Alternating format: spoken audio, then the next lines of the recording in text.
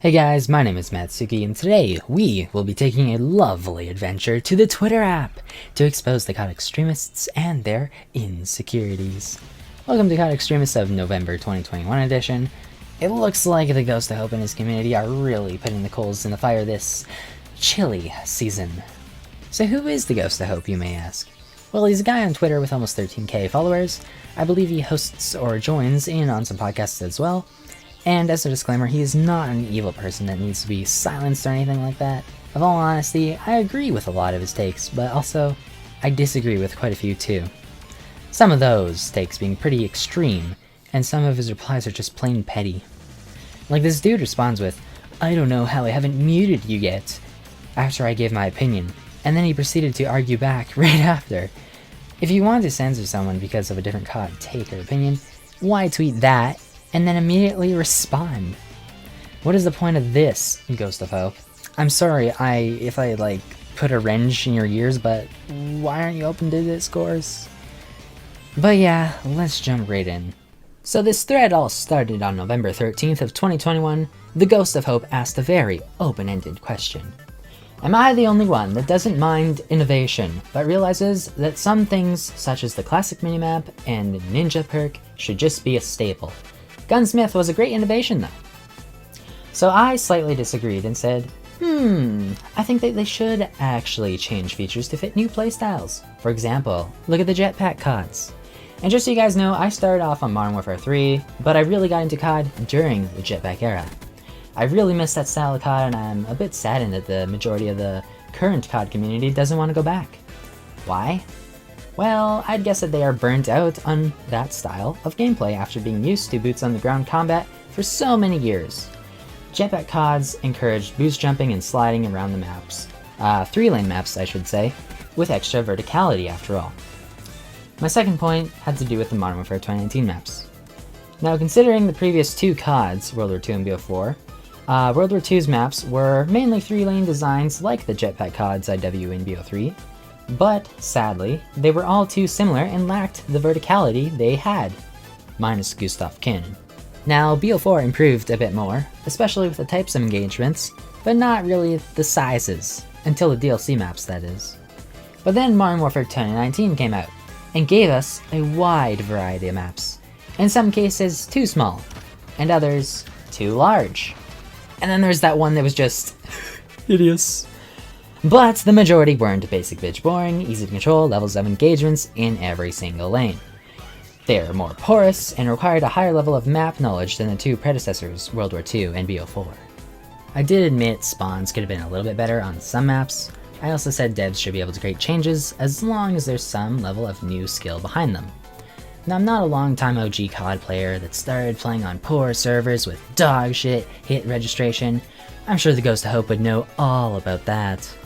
I started near the end of BO3's main life cycle and a few months into IW's, and I gotta say, I've had a wonderful time over the past 5 to 6 years being nurtured with nutritiously fresh and crisp hit detection. But yeah, I'd say I'm more of a medium rare generation of COD player.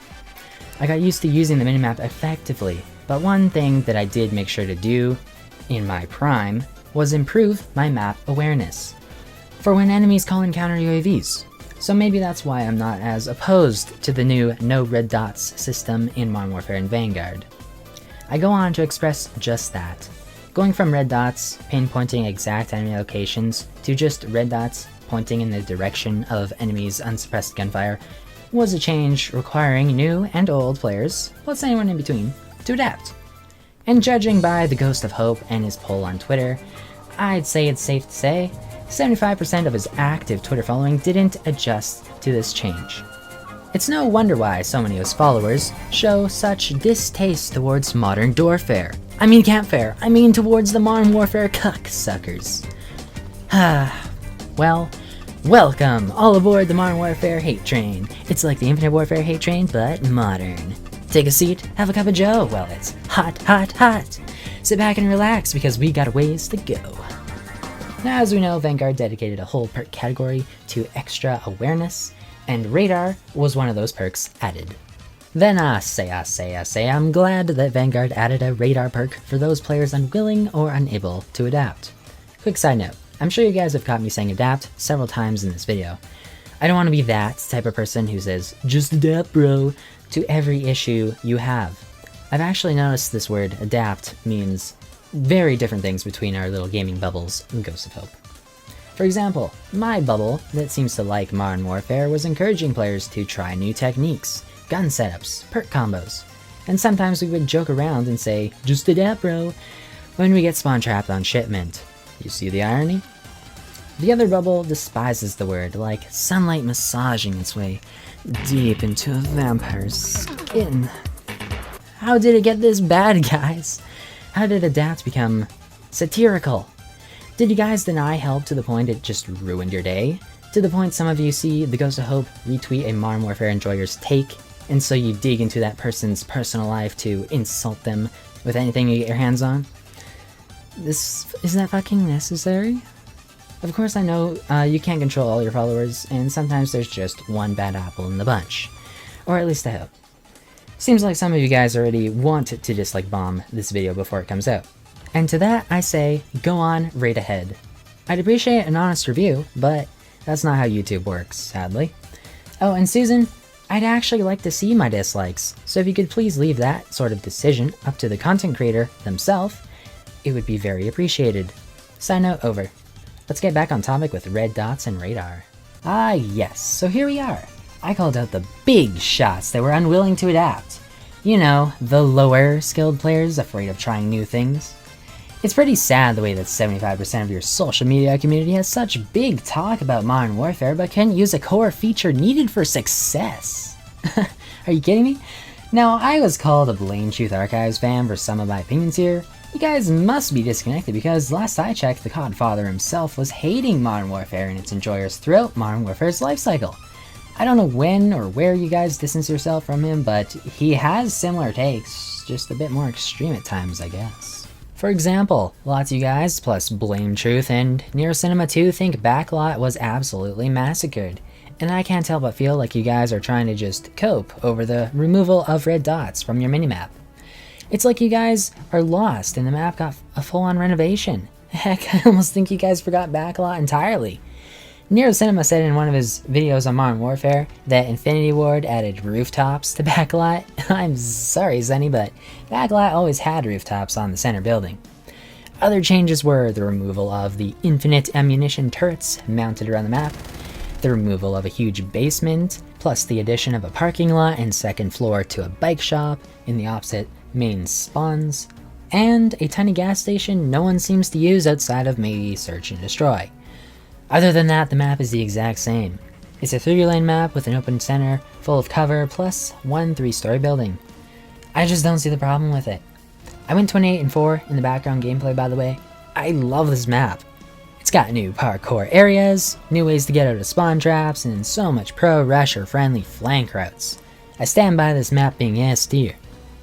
I really feel like the new parking lot in the second story to the bike shop are there for getting out of spawn traps, not for racking up kills. Most of the action still happens in the untouched areas of the map. So again, cope more.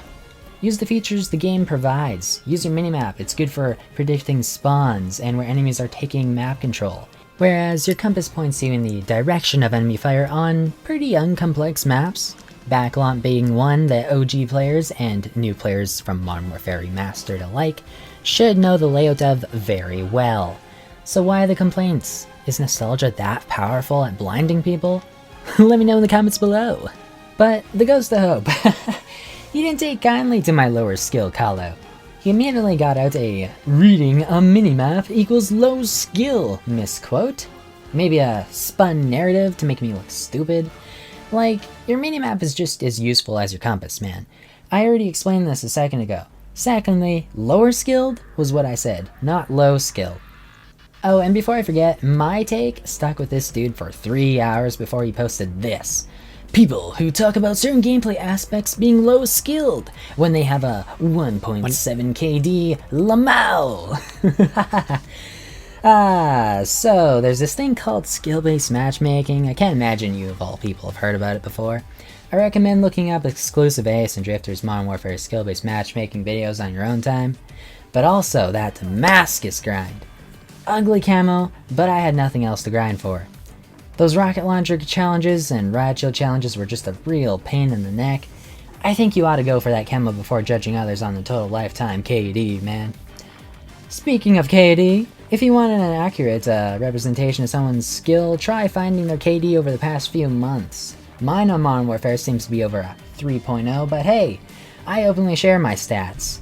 I and a few other people are actually still wanting to see yours, JuSt. So while you're here, why not post your COD tracker account? Link in the comments. I'll even pin it for everyone to see it.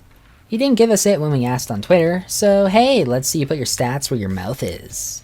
Anywho, is this guy really a COD extremist? Does he earn a spot amongst the ranks of Blame Truth Archive's innate thoughts themselves?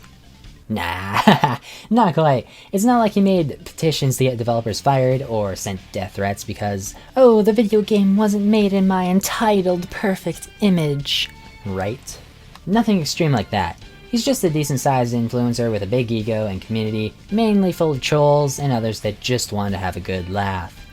He's got that fan base that'll spam ratio filling up your notification box. But we did actually find one COD extremist that went to utmost lengths to dethrone TheGhostOfHope. And that wacky, racist, Dislike Twitter warrior Call of Duty extremist title goes to Mario and Kart. This scumbag made a fake tweet of TheGhostOfHope's. Luckily he's bad at using Photoshop, but this isn't a joke. Your actions online do have consequences. I, of all people, would know that. At the age of 13, I feel like my actions destroyed a small Minecraft community involving Bolts the Clown and Tuxedo Dude, also known as Dan. Let's just say, dislike bombing someone doesn't always end well. And I'm sorry, Dan, and I'm sorry, Bolts.